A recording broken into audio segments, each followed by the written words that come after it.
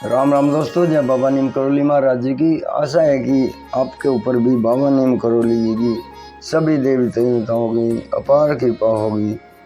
आपके घर परिवार में भी सभी कुशल मंगल होंगे, यही मैं प्रार्थना करता हूँ। मेरे प्रभु सबके ऊपर कृपा करो मेरे भगवान। जो भी ये वीडियो देखे उसके सारे संकट दूर करो मेरे बाबा। हे मेरे भोले बाबा, हे मेरे बाबा नीम करोली महाराज जी, कृपा करो भगवान। जय श्री राम, जय शिव शंकर भगवान, जय बाबा नीम करोली महाराज, जय हनुमान जी, जय श्री कृष्ण, जय मेरी माँ दुर्गे, माँ भगवती। दोस्तों, आज मैं आपको शिव महापुराण का चतुर्थ खंड है, पार्वती खंड, मैं इसे आपको सुनाता हूँ। इसका अगला अध्याय है पार्वती परीक्षा। ब्रह्मा जी बोले, हे नारद, जब श्री हरि आदि सभी देवता चले गए तो भगवान शंकर ने सप्त ऋषियों का स्मरण किया। उनके आने पर भगवान शंकर ने उनसे कहा, तुम गौरी शिखर पर जाकर पार्वती से मिलो। वे मुझे प्राप्त करने के लिए महान तप कर रही हैं। उनके प्रेम की परीक्षा लेकर मुझे अवगत कराओ। आज्ञा पाकर सप्त ऋषि गौरी शिखर पर पार्वती जी के पास पहुँचे और उन्हें प्रणाम करके पूछा, हे देवी, आप इतना कठोर तप किस लिए कर रही हैं? पार्वती जी उनसे बोली, हे श्रेष्ठ ऋषियों, मैं तो शिव भगवान के लिए, उन्हें पाने के लिए नारद जी द्वारा बताए गए रास्ते के कारण तप कर रही हूँ। वे मेरे प्राणेश्वर हैं। मुझे पूरी आशा है कि वे मेरी कामना अवश्य पूरी करेंगे। यह सुनकर सप्तऋषि बोले, हे पार्वती, आपको कपटी नारद मिल गया। उसके चरित्र को तो तुम जानती ही हो। वो ऐसे ही लोगों को भला लेता है और तुम जैसी भोली भाली कन्याएं क्या जाने नारद की महिमा को। उसने तो अनेकों घरों को चौपट कर दिया है, बहुतों को मरवा डाला है। तुम्हारे पिता के 10,000 पुत्रों को, जो नारायण सरोवर पर पिता की आज्ञा से तप कर रहे थे, उन्हें बहका दिया और परिणाम यह निकला कि वे लौटकर आज तक नहीं आए। विद्याधर चित्रकेतु का घर ही उसने बसने नहीं दिया। तुमने उनके वचन पर विश्वास करके महानिर्लज्ज अमंगल मूर्त नग्न भूत प्रेतों के साथ रहने वाले को पति बनाने का विचार कैसे किया?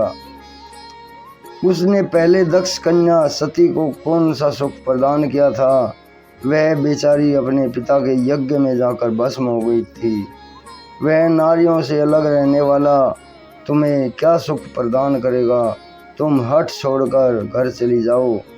सप्त ऋषियों की यह बात सुनकर पार्वती जी हंसकर बोली, आप जो कह रहे हैं वह सत्य नहीं है।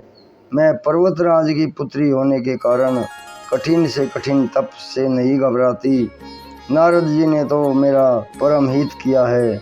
प्रत्येक प्राणी शिव को प्राप्त नहीं कर सकता। मैं भगवान शंकर के परम तत्व को समझ गई हूँ। हे ऋषियों, यदि शिव जी से मेरा विवाह ना हुआ तो कोई चिंता की बात नहीं है। मैं कुंवारी रहकर ही उनका भजन पूजन करती रहूंगी। संसार के सभी जन अपना धर्म त्याग दें। सूर्य पूर्व के बजाय पश्चिम से उदय होने लगे, परंतु मेरी प्रतिज्ञा अटल है और अटल ही रहेगी। उनका दृढ़ संकल्प देखकर सप्तऋषियों ने उन्हें आशीर्वाद दिया और भगवान शिव जी के पास लौटे। सप्तऋषियों ने आकर समस्त वृतांत शिव जी को बताया। इसके बाद पार्वती की परीक्षा लेने के लिए भगवान शंकर स्वयं दंडी का रूप रखकर पार्वती के पास गए। पार्वती ने उनका आदर सत्कार किया। दंडी रूप शिव जी ने उनसे पूछा, हे युवती, आप अपने पति से रहित अकेली इतना कठिन तप किस लिए कर रही हैं? तुम्हारे पिता का नाम क्या है? पार्वती ने उत्तर दिया, हे दंडी स्वामी, मैं हिमाचल की पुत्री पार्वती हूँ। पूर्व जन्म में मैं दक्ष की कन्या सती थी। पति का अपमान सहन न करने के कारण मैंने अपने शरीर को भस्म कर दिया था। अब भी मेरे प्राणनाथ कामदेव को भस्म करके कहीं चले गए हैं। तब से मेरा भी मनोरथ पूर्ण होता नहीं दिखाई दे रहा। इस कारण मैं अग्नि में फिर से अपने शरीर को भस्म करना चाहती हूँ। इतना कहकर पार्वती जी अग्नि में प्रवेश कर गई, परंतु उनके तपस्या के आगे अग्नि भी चंदन के समान शीतल हो गई। इसके पश्चात ब्राह्मण के रूप में आए शिव जी से पार्वती बोली, हे ब्राह्मण देवता, मैं कर्म और वाणी से भगवान शंकर की पत्नी बनना चाहती हूँ। मुझे पता है कि काम अत्यंत मुश्किल है, फिर भी मेरी यही कामना है कि मैं उनकी पत्नी बनूं। इस पर ब्राह्मण वेशधारी शिव जी बोले, हे देवी, तुम गलती कर रही हो। मैं अपने गुरु की कृपा से शिव जी को अच्छी तरह से जानता हूँ। वे हमेशा नग्न रहते हैं, भस्म लगाते हैं और नंदी नामक बूढ़े बैल की सवारी करते हैं। इससे पहले उनके साथ सती को भी कोई सुख प्राप्त न हो सका। तुम इस संसार में परम सुंदरी हो, इसलिए तुम शिव को छोड़कर विष्णु, इंद्र आदि अन्य देवताओं में से किसी एक को पति बना लो। शिव जी में पति बनने का कोई भी गुण उपस्थित नहीं है। यह सुनकर पार्वती जी को ब्राह्मण देवता पर क्रोध आ गया। वे बोली, इस प्रकार की निंदा करके यहाँ से सप्तऋषि भी चले गए हैं। तुम उन्हें नहीं जानते, क्योंकि ब्रह्मा विष्णु उन्हीं की छत्र छाया में सुख भोग रहे हैं। शिव तो परम पिता हैं, उनकी आयु का कोई अनुमान नहीं लगा सकता। सर्वप्रथम समर्थ शिव जी की निंदा करने वाले को कहीं भी स्थान नहीं मिलता। आठों प्रकार की सिद्धियां उनके चरणों में अपने सिर झुकाती हैं। अब आप मेरे सम्मुख शिव जी की निंदा ना करें, इसी में आपकी भलाई है। इस प्रकार कहकर पार्वती जी शिव के ध्यान में मग्न हो गई। ब्राह्मण देवता और कुछ समझाना चाहते थे, परंतु पार्वती जी ने अपनी सखी विजया से कहा, इस नीच ब्राह्मण को यहाँ से भगा दो। यह फिर से शिव जी की बुराई करेगा। शिव जी की निंदा करने वाला तो दोषी होता ही है, परंतु इसके साथ साथ निंदा सुनने वाला भी उतना ही दोषी माना जाता है। नहीं तो मैं यहाँ से ये स्थान छोड़कर चली जाऊंगी। इतना कहकर पार्वती जी जाने को तैयार हो गई। ऐसा देखकर शिव जी अपने वास्तविक रूप में प्रकट हो गए और पार्वती से बोले, तुम कहाँ चली? मैं तुम्हारी परीक्षा लेने आया था, जिसमें तुम सफल रही हो। तुमने तपस्या से मुझे अपने वश में कर लिया है। तुम्हारे समान इस त्रिलोकी में कोई तपस्वी नहीं है पार्वती। हे प्राण प्रिय, तुम मेरी अनादिकाल से पत्नी रही हो। मुझे तुमने अपने वश में कर रखा है। भगवान शिव जी की वाणी को सुनकर पार्वती जी की प्रसन्नता का ठिकाना न रहा।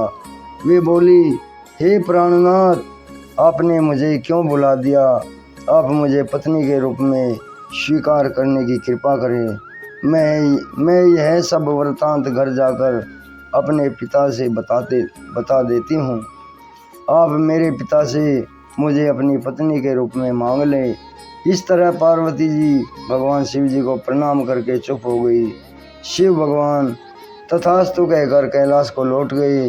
वहां पहुंचकर उन्होंने नंदीश्वर आदि गणों को यह शुभ समाचार सुनाया, जिसे सुनकर सभी बड़े खुश हुए। पार्वती जी अपने घर को चली गई। पार्वती जी के आने का समाचार जानकर हिमाचल और मैना अपने पुरोहितों द्वारा तथा संबंधियों के साथ विमान पर आरूढ़ होकर उन्हें लेने को आ गए। यह शुभ समाचार सुनकर पूर्ववासी भी आ गए और सब जय जयकार के नारे लगाने लगे। जय शिव शंकर भगवान।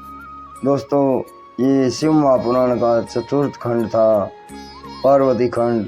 कल मैं इसका अगला अध्याय सुनाऊंगा।